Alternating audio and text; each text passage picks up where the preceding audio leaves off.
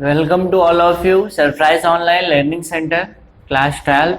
मैं हरीश मिश्रा और आज पढ़ना आपको पुष्पी पादपों में लैंगिक जनन में आज आपको पर परागण के बारे में पढ़ना है ना। पर परागण, इसके पहले हम क्या पढ़े थे? स्वपरागण के बारे में पढ़े थे। ठीक है, पर परागण क्या होता है? Cross pollination. और एक चीज हमेशा ध्यान देना, ये जो इंग्लिश वर्ड्स होते हैं इनको जरूर आप पढ़ा कीजिए और राइट डाउन किया कीजिए, क्योंकि हम कई बार बता चुके हैं कि जब आप हायर क्लास में जाओगे तो इंग्लिश की काफ़ी ज़रूरतें वहाँ पड़ेंगी। अगर कुछ उसके बारे में आप पहले से ही जानते रहोगे तो ज़्यादा प्रॉब्लम नहीं आएंगे। ठीक है, तो आइए देखते हैं पर इसके पहले हमने क्या पढ़ा हुआ था? स्वपरागण पढ़े हुए थे। और यहाँ पे थोड़ा सा ध्यान ये देना है, इसके पहले भी वीडियो में हम चर्चा कर चुके हैं, परागण और पर परागण या परागकण, परागण या परागकण दोनों में थोड़ा सा डिफरेंस है ना। परागकण क्या होते हैं, पॉलन ग्रेन्स क्या होते हैं, हमेशा इंग्लिश वाला ज्यादा ध्यान दोगे तो डिफरेंस बहुत अच्छे से समझ में आएगा। जैसे अभी पर परागण है और परागकण है ना, लेकिन इंग्लिश अगर देखोगे तो पॉलिनेशन है, पॉलन ग्रेन है, दोनों में काफी डिफरेंसेस दिख रहे हैं। पर परागण और परागकण में कभी कभी हम क्या करते हैं, परागण की जगह पे परागकण कर देते हैं, या परागकण की जगह पे परागण कर देते हैं ना। तो परागकण और परागण, पॉलन ग्रेन, पॉलिनेशन। ठीक है, तो इसके बारे में ध्यान दीजिएगा आप सब। ठीक है, आइए देखते हैं। उसमें हम लोगों ने अनुकूलन पढ़ा हुआ था कि किस तरह से कैसे अनुकूलन होता है, क्या क्या प्रयुक्तियां होती हैं, किस कंडीशन में पॉलिनेशन होता है। स्वपरागण की बात किए थे। अब चलते हैं पर परागण की तरफ। यहाँ पे पर परागण क्या होता है, जैसे सपोज दैट दो प्लांट आपके हैं, एक यहाँ पे है, ठीक है,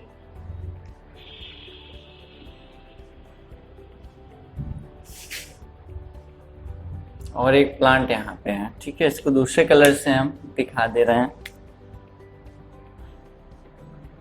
ठीक है, पुष्प है, तो क्या होगा इसमें भैया जी? हाँ, होगा ये कि दोनों अलग अलग प्लांट है, प्लांट ए और प्लांट बी, या ए से ही डिनोट करेंगे, ए डैश। क्यों? क्योंकि सेम ही प्रजाति के होंगे, सेम स्पीसीज के होंगे। ठीक है, तो यहां से जो पॉलन होगा उड़ के कहां जाएगा? स्टिग्मा पे जाएगा। कहां जाएगा? जो पॉलन ग्रेन है, परागकण, उड़ के कहां जाएगा? स्टिग्मा पे जाएगा। ठीक है, यहाँ की कहां से, इसमें जो स्टाइल होती है, स्टाइल में क्या होते हैं? पॉलन सैक होते हैं। पॉलन सैक से परागकण क्या होगा? स्फुटित होगा, फट जाएगा। जब परागकण क्या होंगे? मेच्योर हो जाएंगे, तो उसमें स्फुटन हो जाएगी। किसमें? पॉलन सैक में। पॉलन ग्रेन में नहीं, पॉलन सैक में स्फुटन होगा, तो पॉलन ग्रेन रिलीज होंगे वहां से और कहाँ जाएंगे? अपने ही जाति के दूसरे पौधे के पुष्प पर जाएंगे। अपने ही जाति के दूसरे पौधे के पुष्प पर जाएंगे। कहाँ जाएंगे? दूसरे पौधे के पुष्प पर जाएंगे। तो ये क्या हुआ भैया? Cross pollination. क्या हुआ? Cross pollination. ठीक है, ये। लेकिन स्वपरागण में क्या होता? सेल्फ पॉलिनेशन में क्या होता था? सेल्फ पॉलिनेशन की बात अगर हम यहाँ थोड़ा सा कर दें तो सेम पुष्प होता था, मतलब कि द्विलिंगाश्रयी। ठीक है, या उभय लिंगाश्रयी। इसमें क्या है? यहाँ पे पॉलन ग्रेन है, ये निकल के यहाँ स्टिग्मा पे आके बैठ जाएगा। ये क्या हो? स्वपरागण, मतलब कि अपने ही पुष्प में या एक ही पौधे पर। ठीक है, तो ये जो होता है ये एक सिचुएशन होती है। ठीक है, तो ये तो आप समझ गए फिगर के माध्यम से। अब हम देखते हैं पॉलिनेशन में जो युक्तियां होती हैं पर परागण में क्या क्या होती हैं, कैसे। अच्छा, एक चीज और ध्यान देना है, स्वपरागण में किसी बाह्य कारक की आवश्यकता नहीं पड़ती। ठीक है, किसी बाह्य जैसे कि साधनों की आवश्यकता नहीं पड़ती स्वपरागण में। लेकिन पर परागण में क्या होगा? पर परागण में भैया किसी न किसी को आना पड़ेगा। नहीं आओगे तो क्या होगा? प्रॉब्लम होगी ना। तो क्या होगा? आना पड़ेगा। किसको आना पड़ेगा? किसी माध्यम को, किसी साधन को, ठीक है, किसी साधन को हमको क्या करना पड़ेगा, किसी साधन के माध्यम से जो पॉलन ग्रेन होगा वो कहां जाएगा, हमारा स्टिग्मा पर जाएगा। कहां जाएगा, स्टिग्मा पर। कहां से जाएगा, पॉलन सैक से जाएगा, पराग कोश से जाएगा। पराग कोश से क्या निकलेगा, पराग कण निकलेंगे। कहां जाएंगे, पॉलन से स्टिग्मा पर जाएंगे। कहां जाएंगे, स्टिग्मा पर जाएंगे। स्टिग्मा मीन्स वर्तिकाग्र। कहां पे जाएंगे, वर्तिकाग्र पर। तो आइए देखते हैं इसके क्या क्या साधन होते हैं, साधन या कर्मक या माध्यम, ठीक है।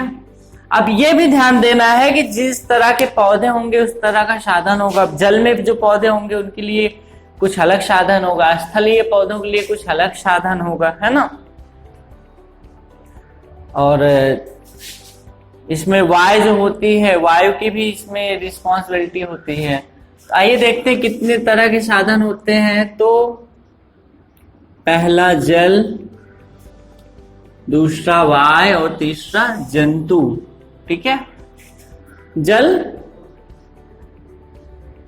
परागण या जल पर परागण कह सकते हैं, ठीक है। वायु, हालांकि परागण भी कह सकते हैं, पर परागण, वायु द्वारा पर परागण और जंतुओं द्वारा पर परागण, ठीक है।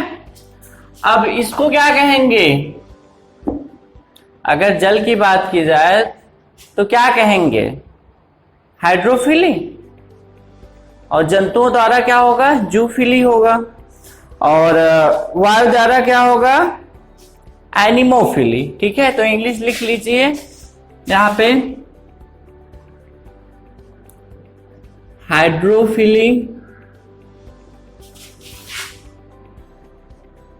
एनिमोफिली और इसमें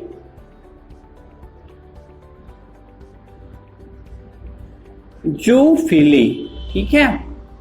हाइड्रोफिली, एनिमोफिली, जूफिली, ठीक। हाइड्रोफिली मतलब क्या होगा, जल पर परागण, जल के द्वारा। ज्यादातर ये कहाँ पाया जाता है, जलीय पौधों में पाया जाता है, अधिकतर जलीय पौधों में ही पाया जाता है। वायु पर परागण ये तो करीब करीब हर जगह पाया जाता है, क्योंकि एयर जो है हर जगह प्रेजेंट है। जंतु परागण सभी पौधों में करीब करीब होता है, ठीक है। अगर हम जंतु परागण की बात करें तो जंतुओं में कई सारे जीव होते हैं ना, कुछ कीट पतंगे भी होते हैं, कुछ पक्षी भी होते हैं, पक्षियों के द्वारा भी होता है। आइए देखते हैं यहाँ पे हम कुछ टर्म्स होते हैं जो जंतु परागण में भाग लेते हैं या जंतु परागण के माध्यम से आते हैं। तो यहाँ पे देखिए, हम यहाँ पे देख रहे हैं, पहला लिखा हुआ है एंटीमोलॉजी। एंटीमोलॉजी क्या होता है, स्टडी ऑफ बर्ड्स। क्या होता है ये एंटीमोलॉजी, किसका अध्ययन होता है, पक्षियों का अध्ययन। कभी कभी पूछा जाता है, ठीक है, ठीक है, स्टडी ऑफ बर्ड्स।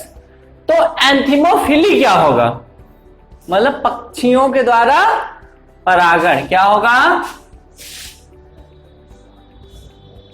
पक्षियों के द्वारा पर परागण, ठीक है।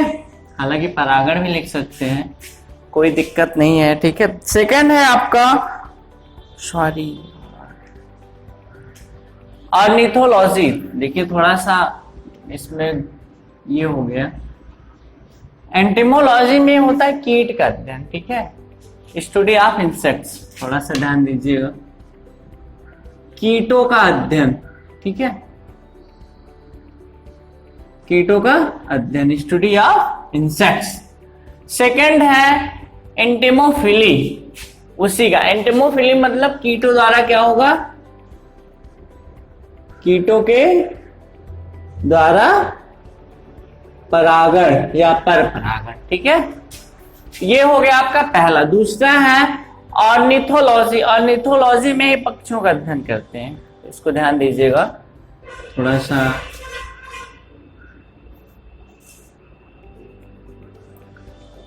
पक्षियों का अध्ययन। तो ऑर्निथोफिली मीन्स क्या होगा, अब तो आप समझ ही गए होंगे। ऑर्निथोफिली मीन्स क्या होगा, पक्षियों के द्वारा क्या होगा, परागण होगा। कौन सा परागण होगा, पर परागण होगा। क्या होगा, पर परागण होगा। ठीक है, उसके बाद है मेलकोलॉजी। मेलकोलॉजी में क्या होता है, घेघों का अध्ययन। ठीक है, किसका अध्ययन, घेघों का अध्ययन। और अगर मेलकोफिलिक है तो घेघों के द्वारा क्या होगा, परागण। क्या होगा, घेघों के द्वारा परागण। ठीक है, पहला हो गया एंटेमोलॉजी, मतलब कीटों का अध्ययन। इसको इसलिए भी बता दे रहे हैं, कभी कभी एक नंबर में पूछ लेता है आपसे कि कीटों के अध्ययन को क्या कहते हैं, या वो कौन सी ब्रांच है बायोलॉजी की जिसके अंतर्गत कीटों का अध्ययन किया जाता है। तो एंटेमोलॉजी कह दोगे, या फिर कहा जाए कि वो कौन सा टर्म है जो कीटों के द्वारा परागण कराने पे उपयोग किया जाता है या उपयुक्त होता है, तो एंटेमोफिली। सेकेंड है ऑर्निथोलॉजी, मतलब पक्षियों का अध्ययन। ठीक है, और पक्षियों के द्वारा परागण को क्या कहेंगे, ऑर्निथोफिली कहेंगे, ऑर्निथोफिली। ठीक है, थर्ड है मेलकोलॉजी, मतलब घेघों का अध्ययन। क्या कहेंगे, घेघों का अध्ययन।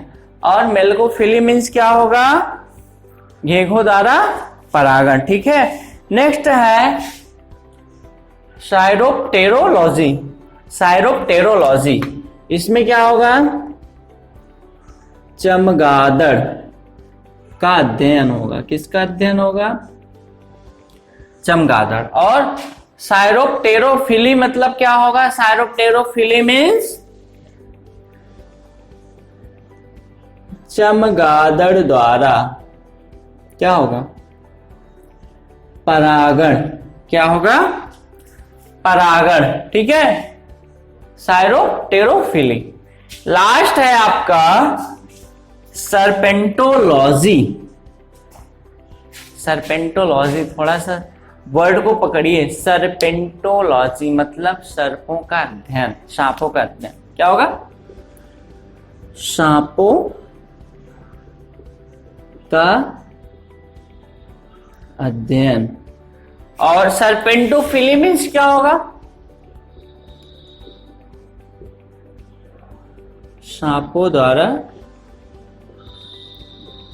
परागण। क्या होगा, सांपों द्वारा परागण। ठीक है, तो कितने इसमें हो गए, 1 2 3 4 और 5। ये सब क्या है, ये आपके जो फिली मतलब जंतु परागण के अंतर्गत आते हैं, इनसे भी परागण होता है, ये परागण में सहायता करते हैं। ठीक है, अब नेक्स्ट हम चलते हैं अनुकूलन के बारे में बात करते हैं। इसको हम आप राइट डाउन कर लीजिए। ठीक है, यहां पे देखते हैं हम, इसको हम मिटा रहे हैं। ठीक है, यहां पे अब बात करते हैं अनुकूलन की। पर परागण के लिए अनुकूलन, क्या क्या अनुकूलन होते हैं पर परागण के लिए अनुकूलन। ठीक है, favourable condition of cross pollination, मतलब कि पर परागण के लिए अनुकूल अवस्था। तो अनुकूल अवस्था होना जरूरी, नहीं तो परागण कैसे होगा। हाँ, तो सबसे पहला है पौधे क्या होने चाहिए, एक लिंगाश्रयी। क्या होने चाहिए, एक लिंगाश्रयी। पौधा या पुष्प जो है एक लिंगाश्रयी होना चाहिए। ठीक है, क्यों, क्योंकि एक लिंगाश्रय नहीं होंगे तो उनमें स्व परागण की क्या होगी, स्वपरागण होने की जो संभावनाएं हैं वो ज्यादा होंगी। क्या होंगी, वो ज्यादा होंगी। ठीक है, तो एक लिंगी की बात अगर हम प्लांट की करें, उदाहरण के तौर पे लिख लीजिएगा यहाँ पे पपीता और ताड़। ठीक है, पपीता ताड़। ठीक है, ऐसे एक एक एग्जाम्पल, दो दो एग्जाम्पल हम चलते चलेंगे और टर्म्स को फिर डिस्क्राइब करते चलेंगे। सेकंड है भिन्न काल पक्वता।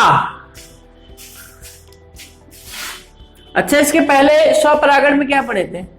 हाँ, समकाल पक्वता। समकाल पक्वता वहां क्यों हुआ था? क्योंकि स्वपरागण होने के लिए मेल और फीमेल एक ही पुष्प में पाए जाते थे अधिकतर। तो क्या होता था, तो समकाल पक्वता में एक साथ हो परिपक्व होते थे स्त्रीकेसर और पुंकेसर, तभी तो फर्टिलाइजेशन होता, नहीं तो नहीं होता। लेकिन भिन्न काल पक्वता यहाँ है, क्या है? भिन्न काल पक्वता।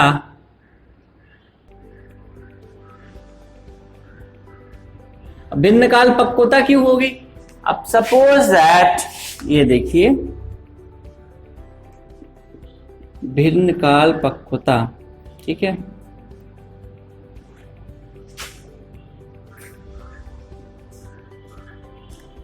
फिगर ध्यान दीजिए थोड़ा सा।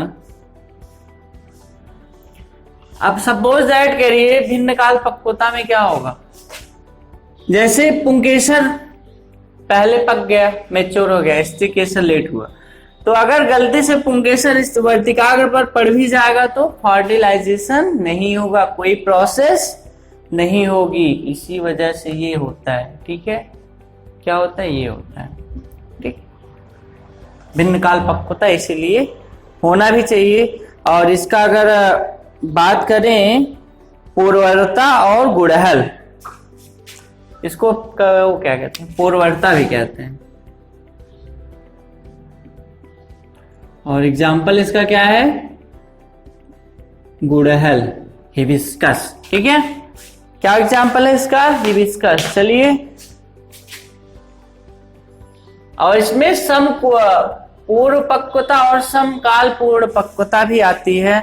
मतलब कि सीधा सा है कि स्त्रीकेसर पहले होगा या पुंकेसर पहले होगा, दोनों अगर साथ होंगे तो उसमें स्वपरागण की संभावनाएं बढ़ जाती हैं। ठीक है, इसलिए इसमें भिन्न काल पक्वता जरूरी होता है। नेक्स्ट है आपका उन्मिल पुष्प। उन्मिल पुष्प, ठीक है, अनन्य मिल्य पुष्प के बारे में पढ़े थे। उसमें क्या हुआ था, अनन्य मिल्य पुष्प के बारे में, उसमें जो दलपुंज होता था वो क्या होता था, उसको बंद किए रहता था, किसको, स्त्रीकेसर को और पुंकेसर को, अंदर ही उसमें स्वपरागण हो जाता था। लेकिन इसमें क्या है, उन्मिल पुष्प में क्या होता है, खुला पुष्प होता है। इसमें कैसा होता है, उन्मिल पुष्प की बात करें तो खुला होता है, खुला पुष्प। ठीक है, उन्मिल पुष्प। ठीक है, तो आइए इसमें देखते हैं कैस्मोगैमी क्या होता है, कैस्मोगैमी। ठीक है, तो अगर हम उन्मिल पुष्प की बात करें तो इसमें विषम वर्तिकात भी होते हैं। कैसे होते हैं, विषम वर्तिकात होते हैं। इसमें 3 प्लांट होते हैं। प्लांट का नाम पहले लिख लो, कनकोवा। क्या है, यहां पे लिखते हैं हम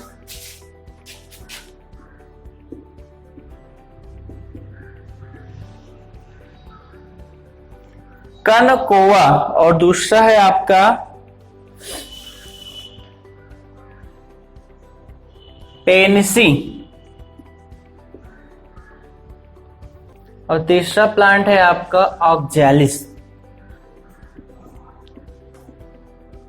ऑक्जेलिस, इसको जो हम कहते हैं इंग्लिश में कहते हैं कनकोवा को कैमेलिना, कैमेलिना, और पेनिसी को कहते हैं बियोला, BIOLA, बियोला।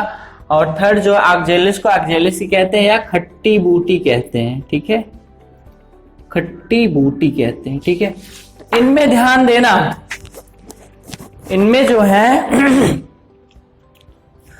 उन्मिल्ल पुष्प और जो स्वपरागण में बताए थे अनुन्मिल्य पुष्प, दोनों प्रकार की कंडीशन पाई जाती है। और इसमें स्वपरागण और पर परागण दोनों होता है। उसमें क्या होता था, बंद होता था, इसमें खुला रहता है। ठीक है, मतलब बंद खुला दोनों पाया जाता है। किसी में स्वपरागण होता है, किसी में पर परागण होता है। तो ये तीन है, कनकोवा, पेनिसी और ऑक्जेलिस। ठीक है, इन तीनों में ये कंडीशन पाई जाती है। ठीक है, चौथा है आपका विषमवर्तिकात्व। ठीक है, इसको मिटा दे रहे हैं। 4 नंबर चलते हैं।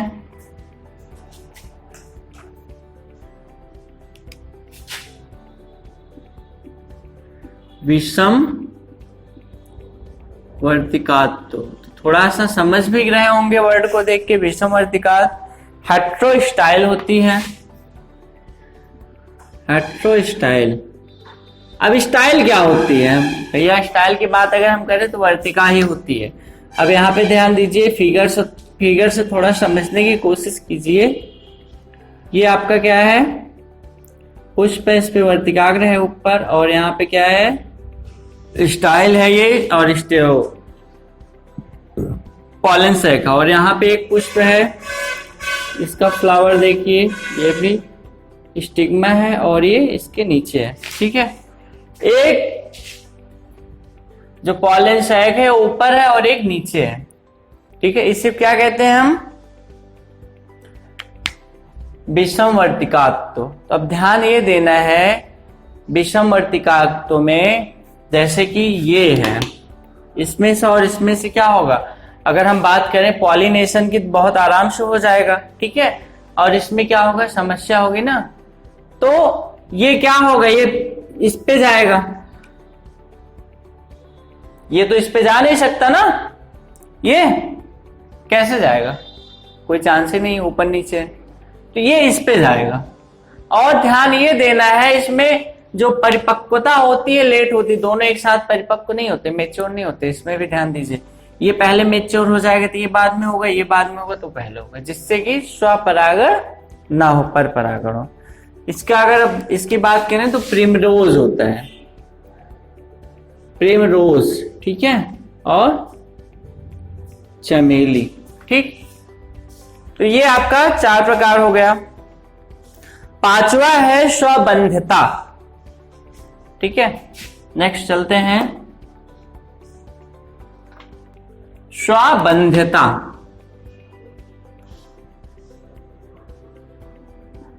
स्वबंधता, ठीक है,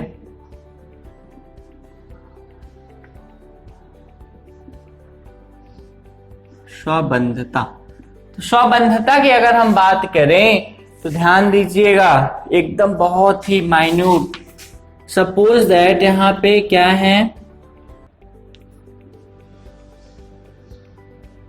ये आपकी क्या है, स्टिग्मा है, और ये स्टाइल है।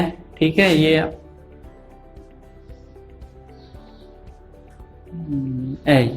और एक दूसरा पुष्प है। ठीक है, उसी जात के दूसरे पौधे पे, इसके भी यहाँ पे क्या है, पुंकेसर है, जहाँ पे पॉलन सैक क्या है, भरे पड़े हैं। तो ध्यान ये देना है स्वबंधता में, मान लीजिए इसका परागकण यहाँ पे आया और इसका भी, एक दूसरे कलर से हम डिनोट कर रहे हैं यहाँ पे ये। अब ये क्या करेगी, किसको क्या करेगी, किसको मतलब कि फर्टिलाइजेशन के लिए ले जाएगी, बताइए कौन जाएगा? तो ये वाला जाएगा जो यहां से आया हुआ है, जो यहां से आया हुआ है, सेम ही पुष्प के किससे आया हुआ है, पुंकेसर से, परागकोश से। तो उसको नहीं, क्योंकि इसमें कुछ आनुवांशिक लक्षण होते हैं जो मतलब कि स्वयं के ही पुष्प पे लगे पुंकेसर को अपने वर्तिकाग्र पर जर्मिनेट नहीं होने देते। जो परागकण होता है पहले क्या होता है, इसकी जर्मिनेशन होता है। ठीक है, क्या होता है, जर्मिनेट होता है, जर्मिनेट होने के बाद ही क्या होता है, फर्टिलाइज करता है। तो ये क्या हो गया, मतलब कि इसको स्वबंधता, मतलब स्वयं से ही इसको बंद कर दिए, मतलब कि अनफर्टाइल कर दिए। ठीक है, तो ये जो दूसरे पुष्प का होगा मतलब उसी जात के दूसरा पुष्प जो होगा दूसरे प्लांट पे होगा वही आके यहाँ पे फर्टिलाइजेशन होगा उसी से, सेम से नहीं होगा। ठीक है, ये तो स्वबंधता हो गई। अब हम थोड़ा सा कंपेयर करेंगे स्वपरागण और परपरागण के बारे में। ठीक है, स्वपरागण परपरागण तो है ही, यहां लिख दे रहे हैं ना। परपरागण की आवश्यकता के ऊपर स्वपरागण हो रहा था। इतना बवाल करने का क्या काम है कि कीट को लाओ, फूल को एकदम कलर करो, इंप्रेसिव करो, उसमें सुगंध आए, पक्षी एकदम आप आ जाए उस पे प्रसन्न होके। तो स्वपरागण की बात अगर करें तो इसमें विभिन्नताएं बिल्कुल नहीं पाई जाती। सपोज दैट पीढ़ी दर पीढ़ी क्या होती हो, जैसे सपोज दैट कोई प्लांट है उसमें स्वपरागण प्लांट ए प्लांट बी, ठीक है, सेम ही जात के होंगे, तो इसमें क्या हो रहा है, स्वपरागण हो रहा है। इसमें सपोज दैट ये स्मॉल जो प्लांट हुआ ये निकला, और ये पीढ़ी दर पीढ़ी ऐसे ही क्या कर रहा है, स्वपरागण कर रहा है। तो इसके जो लक्षण होते हैं, जो इसके गुण होते हैं, क्वालिटी होती है, उसमें ये घटेगा बढ़ेगा, घटेगा डिक्रीज होगा, क्या होगा, डिक्रीज होगा। अब सपोज दैट कोई आपका खेत है, उसमें एक ही चीज बार बार लगा रहे हो, बार बार लगा रहे हो, तो क्या होगा, हाँ, प्रोडक्शन घटेगा ना, बढ़ेगा तो नहीं, बिल्कुल नहीं बढ़ेगा, बढ़ेगा ही नहीं, एकदम से नहीं बढ़ेगा, चाहे जो कर डालो। क्यों? क्योंकि जो अनुवांशिकता है इसमें जरा सा भी चेंज नहीं हो रहा, उसी पे काम किया जा रहा है, उसी पे काम किया जा रहा है। ठीक है, लेकिन परपरागण में क्या होता है, इसमें जो अनुवांशिकी तौर पे होते हैं वो चेंज होते रहते हैं, मतलब दूसरी अपनी ही जात के पुष्प, मतलब दूसरे पुष्प से उनमें नई नई विभिन्नताएं आती हैं। ठीक है, कभी कभी म्यूटेशन भी हो जाता है, उसी वजह से उत्परिवर्तन भी हो जाता है। ठीक है, और दूसरी चीज है काबिलियत इनमें खत्म हो जाती है। काबिलियत मतलब कि सब मान लीजिए कि बहुत बड़े बड़े फल दे रहे थे, लेकिन धीरे धीरे क्या हुआ, फल जो है छोटे होने लगी, फल की क्वालिटी घट गई, पुष्प बड़ा नहीं हो रहा, छोटा हो रहा है। ठीक, तो हमने आज क्या पढ़ा, 5 अनुकूलन पढ़े हैं। ठीक है, 5 अनुकूलन में पहला क्या था, मतलब एक लिंगी होना चाहिए पौधा। दूसरा क्या था, भिन्न काल पक्वता होनी चाहिए, मतलब कि एक ही टाइम पे दोनों में परिपक्व ना हो, पुंकेसर और स्त्रीकेसर में।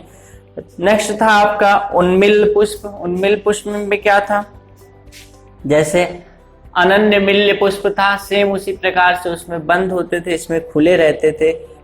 ठीक है, लेकिन दोनों में परपरागण स्वपरागण दोनों होता था। नेक्स्ट था विषम वर्तिकाग्र। विषम वर्तिकाग्र मतलब कि वर्तिका की जो पोजीशन होती थी जिसमें परागकोश होते थे, उसकी सेमी पुष्प में अलग अलग थी, मतलब एक ही जात के दो अलग अलग पौधों में अलग अलग तरह की थी, जिससे कि स्वपरागण ना हो। और अंत वाला था स्वबंधता। ठीक है, हाँ, स्वबंधता का वो लिख लीजिए भैया आप, एग्जाम्पल आलू और आर्किड।